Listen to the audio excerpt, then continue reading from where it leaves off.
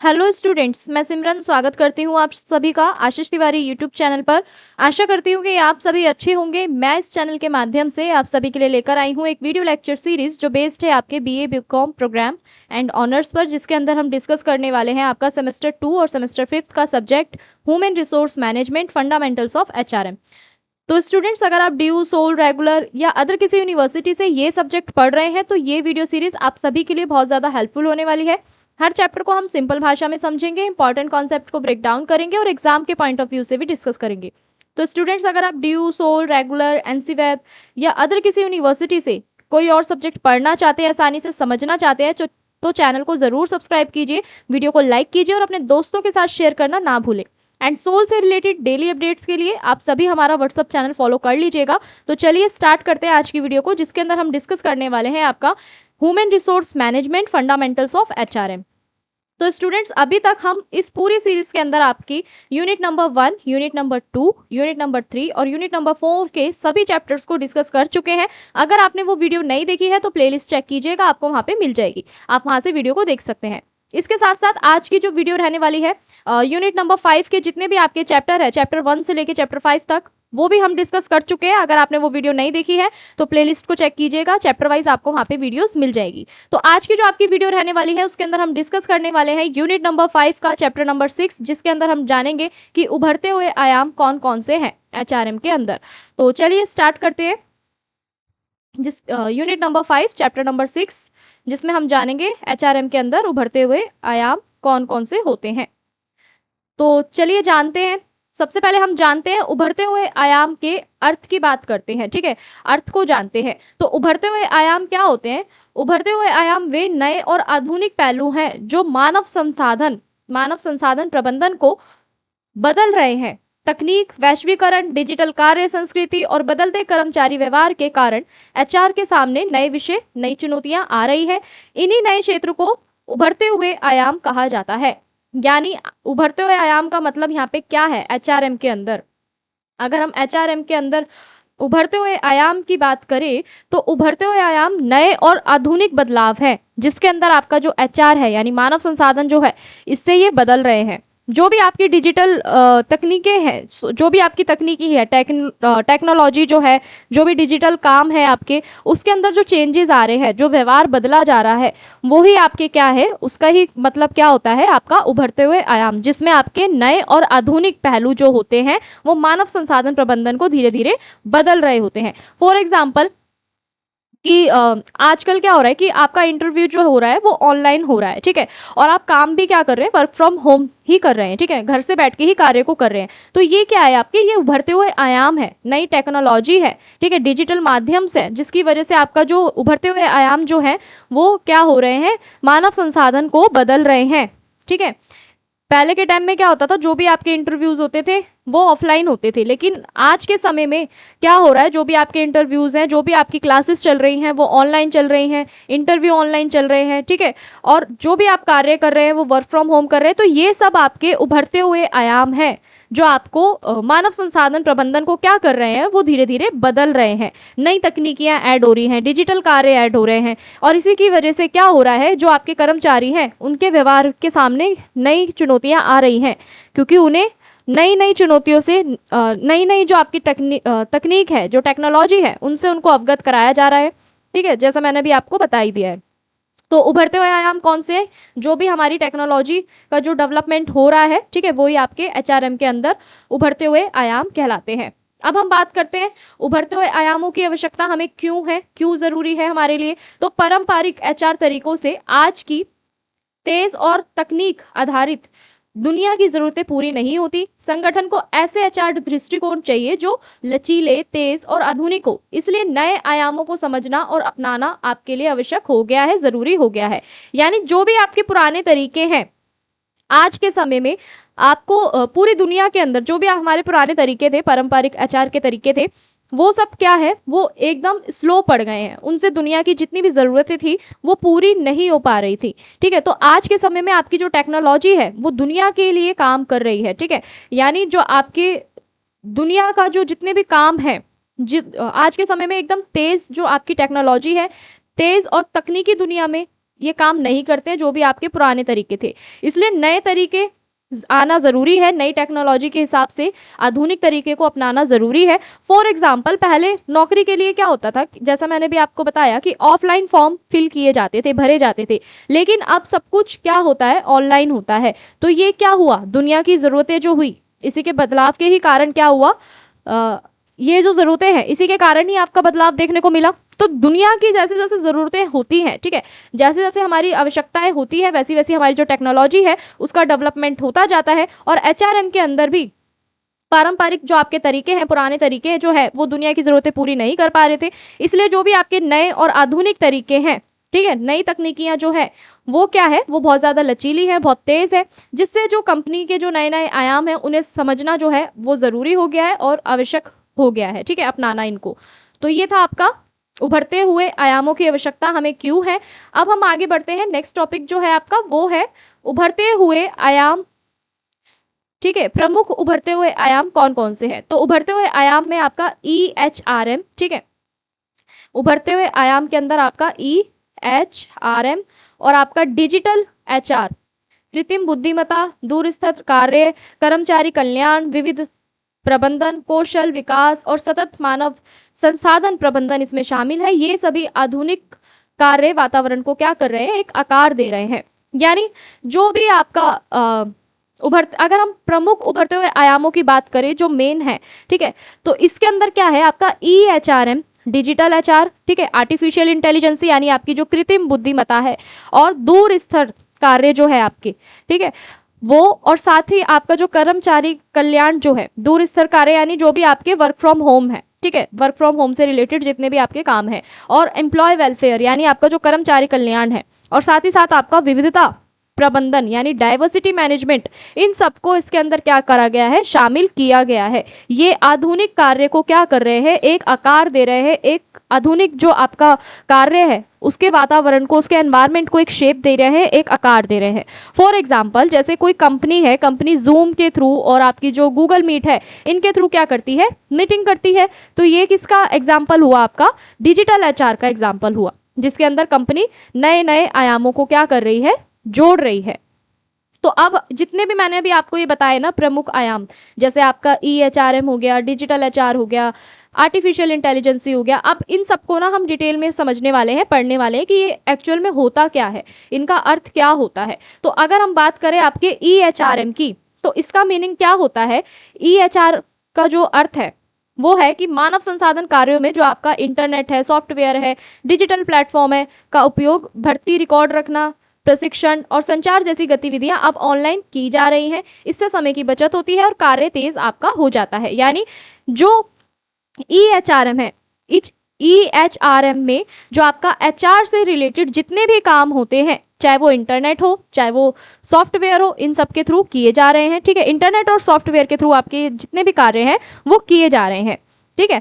जैसे आपका भर्ती हो गया, भर्ती करना हो गया, ठीक है, ट्रेनिंग हो गया, रिकॉर्ड रखना हो गया, ये सब आपका किसके अंतर्गत आ रहा है, EHRM के अंतर्गत आ रहा है। फॉर एग्जांपल जैसे कंपनी के अंदर कोई भी एम्प्लॉय है, एम्प्लॉय की जो अटेंडेंस है वो भी किससे लग रही है, वो अटेंडेंस ऐप से लग रही है, तो ये भी क्या है, EHRM है, ठीक है।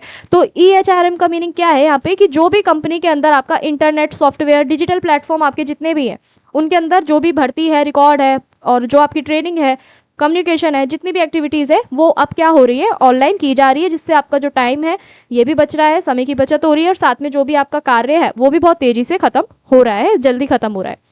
अब हम बात करते हैं नेक्स्ट पॉइंट की, जो है आपका कृत्रिम बुद्धिमत्ता और HR, यानी जो आपका AI है और जो आपका HR है, ठीक है, यानी आर्टिफिशियल इंटेलिजेंसी, और साथ ही साथ आपका जो HR है, ह्यूमन रिसोर्स जो है, ये दोनों किस तरीके से कार्य करते हैं। तो अगर हम बात करें AI की यानी कृत्रिम बुद्धिमत्ता की, तो HR में तेजी से उपयोग किया जा रहा है आज के समय में। जैसे रिज्यूम का क्लासिफिकेशन करना यानी छांटना, उम्मीदवारों का विश्लेषण करना, जितने भी आपके अभी AI से रिलेटेड जितने भी हम कह सकते हैं टूल्स है या एप्स हैं, ठीक है, उनसे क्या हो रहा है, उससे कंपनी के लिए एक सहायता हो रही है, ठीक है। जो भी आपका प्रदर्शन डेटा है इसे समझने में मदद मिल रही है, और साथ ही साथ जो भी आपकी निर्णय लेने की जो क्षमता है, यानी जो आपका डिसीजन मेकिंग है, उसमें भी आपकी हेल्प कर रहा है।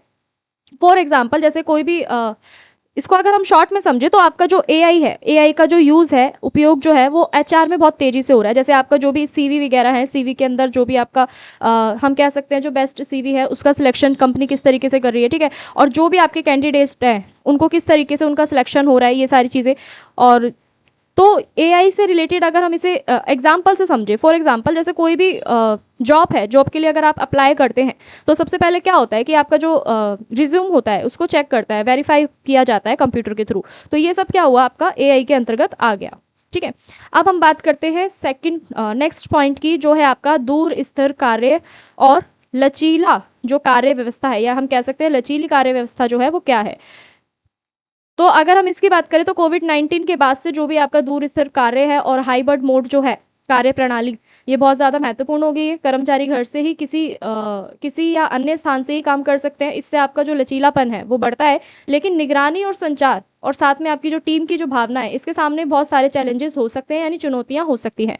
यानी जो भी आपके एम्प्लॉयज़ है, जो कर्मचारी है, वो घर से ही या फिर हम कह सकते हैं कहीं से भी बैठ के वो अपना कार्य कर सकते हैं, वर्क फ्रॉम होम, ठीक है। और ये जो है आपका जो कार्य चलता है वो हाइब्रिड मोड पे चलता है। इसके अंदर आपको फ्लेक्सिबिलिटी देखने को मिलती है, लेकिन साथ ही साथ जो आपका कम्युनिकेशन है, जो टीम वर्क है, इसके अंदर भी आपको बहुत सारी चैलेंजेस देखने को हम कह सकते हैं मिल सकते हैं, ठीक है। थोड़ी बहुत दिक्कत इसमें आ सकती है। फॉर एग्जांपल जैसे एग्जांपल की बात करें तो कोविड-19 के समय लोगों ने ज़ूम मीट के ऐप के थ्रू से ही क्या करा था, अपना कार्य करा था, ठीक है। और यही क्या होता है, आपका रिमोट वर्क कहलाता है। बढ़ते हैं नेक्स्ट टॉपिक की तरफ, जो है आपका कर्मचारी कल्याण, यानी जो एम्प्लॉय वेलफेयर है। अगर इसकी बात करें तो कर्मचारी कल्याण का अर्थ क्या होता है कि कर्मचारियों की जो भी आपके शारीरिक, मानसिक, सामाजिक स्वास्थ्य है, इसका ध्यान रखना होता है। इसमें आपकी स्वास्थ्य सुविधाएं, तनाव प्रबंधन, परामर्श, सुरक्षित कार्यस्थल और काम जीवन जो है उसको संतुलन बनाए रखना, और एक स्वस्थ कर्मचारी को क्या होता है, आपका एक अधिक उत्पादक होता है। इसका मतलब क्या हुआ कि जो भी आपके कर्मचारी है उनको शारीरिक, मानसिक और सामाजिक उनके स्वास्थ्य पे ध्यान दिया जाता है एम्प्लॉय वेलफेयर के अंतर्गत, ठीक है, यानी कर्मचारी कल्याण के अंतर्गत, जिसके अंदर आपकी जैसे हेल्थ है, फैसिलिटीज़ है, स्ट्रेस मैनेजमेंट है, यानी तनाव प्रबंधन जो है, ठीक है, और आपका परामर्श है यानी काउंसलिंग है, और साथ ही साथ सुरक्षित कार्यस्थल जो है, और जो आपका काम और जीवन है इनके बीच में जो बैलेंस है, यानी वर्क लाइफ के बीच का जो बैलेंस है, इसके अंदर ये शामिल होता है। तो फॉर एग्जांपल कोई कंपनी है वो एम्प्लॉय को हेल्थ इंश्योरेंस देती है, छुट्टियां देती है, तो ये सारा आपका एम्प्लॉय वेलफेयर के अंतर्गत आता है। तो बढ़ते हैं नेक्स्ट पॉइंट की तरफ, जो है आपका विविधता और समावेशन। अगर विविधता और समावेशन की बात करें, यानी आपका जो डाइवर्सिटी है, ठीक है, डाइवर्सिटी और इंक्लूजन की बात करें तो आधुनिक संगठन में विभिन्न आयु, लिंग, संस्कृति, भाषा और पृष्ठभूमि के लोग एक साथ काम करते हैं। विविध प्रबंधन का उद्देश्य सभी को समान अवसर देना और सम्मानजनक वातावरण बनाना है। समावेशन से हर कर्मचारी को अपनापन महसूस होता है, यानी कंपनी के अंदर आपको अलग अलग एज के लोग देखने को मिलेंगे, ठीक है, भाषा के अलग अलग भाषा के, संस्कृति के लोग देखने को मिलेंगे। इसके अंदर क्या करना होता है, लोगों को सम्मान देना होता है और सम्मानजनक माहौल बनाना होता है, यानी एक ऐसा एनवायरनमेंट बनाना होता है जिसके अंदर सभी को एक सहजता महसूस हो, एक अपनापन महसूस हो। फॉर एग्जाम्पल कंपनी के अंदर अगर कोई भी मेल या फीमेल है वो अलग अलग स्टेट से आ रहे हैं, अलग अलग राज्य से आ रहे हैं, और वो मिलकर एक साथ काम करते हैं, सबको सम्मान अवसर मिलता है, तो क्या होता है कि जो कंपनी के अंदर का जो वातावरण है वो भी एक सकारात्मक वातावरण बना रहता है। बात करते हैं नेक्स्ट पॉइंट की, जो है आपका कौशल विकास और पुनः कौशल, यानी तेजी से बदलती तकनीकी के कारण कर्मचारियों को नए कौशल सीखने की आवश्यकता होती है। अप स्किलिंग का अर्थ है कि मौजूदा कौशल को बेहतर बनाना, जबकि स्किलिंग का अर्थ है कि नए कौशल सीखकर नए काम के लिए तैयार होना। ये भविष्य के रोजगार के लिए आपके लिए बहुत ज़्यादा महत्वपूर्ण होते हैं, यानी आपके जो कौशल विकास जो है, स्किल डेवलपमेंट जो है आपका, वो बहुत ज़्यादा इंपॉर्टेंट होता है किसी भी एम्प्लॉय के लिए। नई तकनीकों के कारण जो आपके कर्मचारी हैं वो नई स्किल उन्हें सीखनी पड़ती है, यानी जैसे जैसे आपकी न्यू टेक्नोलॉजीज आती हैं, ठीक है, तो टेक्नोलॉजी के अकॉर्डिंग ही आपको नई स्किल्स सीखने पड़ते हैं। अप स्किलिंग क्या होता है, जब हम पुरानी स्किल्स को और ज़्यादा बेहतर बनाते हैं, यानी जो आपके पास मौजूदा कौशल है जब आप उसको बेहतर बनाते हैं वो आपका अप स्किलिंग कहलाता है। और री स्किलिंग क्या होता है, जिसके अंदर आप नए स्किल्स को सीखते हैं, यानी भविष्य के लिए जो भी आपका रोजगार है, ठीक है, उसके लिए रोजगार के लिए जब आप नए कामों को सीखते हैं, अपने आप को तैयार करते हैं नई कौशल को सीखने के लिए, वो आपका किसके अंतर्गत आता है, री स्किलिंग के अंतर्गत आता है। फॉर एग्जाम्पल एक कंप्यूटर क्लर्क है, ठीक है, कंप्यूटर क्लर्क क्या करता है, वो रीस्किलिंग करता है, ठीक है, जिसमें वो अपना एक्सेल एडवांस को सीखता है। तो एक्सेल एडवांस सीखना क्या हुआ, उसकी अपस्किलिंग हुई, और रीस्किलिंग क्या हुई कि वो क्या कर रहा है, कंप्यूटर को चलाना सीख रहा है, ठीक है। तो ये था आपका कौशल विकास और पुनः कौशल, ठीक है। अब हम आगे बढ़ते हैं, जो है आपका सतत मानव संसाधन प्रबंधन, जिसके अंदर आपका सतत एचआरएम का अर्थ क्या है, यहाँ पे एचआर नीतियां अपनाना जो संगठन, कर्मचारियों और समाज के लिए लंबे समय तक लाभकारी हो। इसमें आपकी पर्यावरण के प्रति जिम्मेदारी, नैतिक कार्य, व्यवहार और लंबे समय तक टिकाऊ विकास इसके अंदर आपके शामिल होते हैं। यानी एचआर पॉलिसीज जो होती हैं वो लंबे समय तक बनाई जाती हैं कर्मचारियों के लिए, संगठन के लिए, समाज के लिए, जो बहुत ज़्यादा फायदेमंद होती है। इसमें आपका एनवायरनमेंट और एथिकल वर्क भी आपके शामिल होते हैं, यानी नैतिक कार्य व्यवहार भी इसके अंदर आपके शामिल होते हैं। फॉर एग्जाम्पल, कोई भी कंपनी है, कंपनी का जो एनवायरनमेंट है वो फ्रेंडली पॉलिसी बनाती है, ठीक है। कोई भी कंपनी अपनी एनवायरनमेंट फ्रेंडली पॉलिसी बनाती है तो एम्प्लॉय के लिए वो लॉन्ग टर्म ग्रोथ प्लान क्या करेगी, फिर वो बनाएगी, ठीक है। तो ये था आपका सतत मानव संसाधन प्रबंधन, जिसको हमने जाना। अब हम बात करते हैं इसके नेक्स्ट पॉइंट की, जो है उभरते हुए आयामों के सामने चुनौतियां। यानी इन नए आयामों के साथ कुछ चुनौतियां भी आती हैं, जैसे तकनीकी ज्ञान की कमी, डेटा सुरक्षा, अत्यधिक कार्य दबाव, ठीक है, डिजिटल असमानता और मानवीय संपर्क की कमियां आती हैं, जैसे समस्या सामने आती है।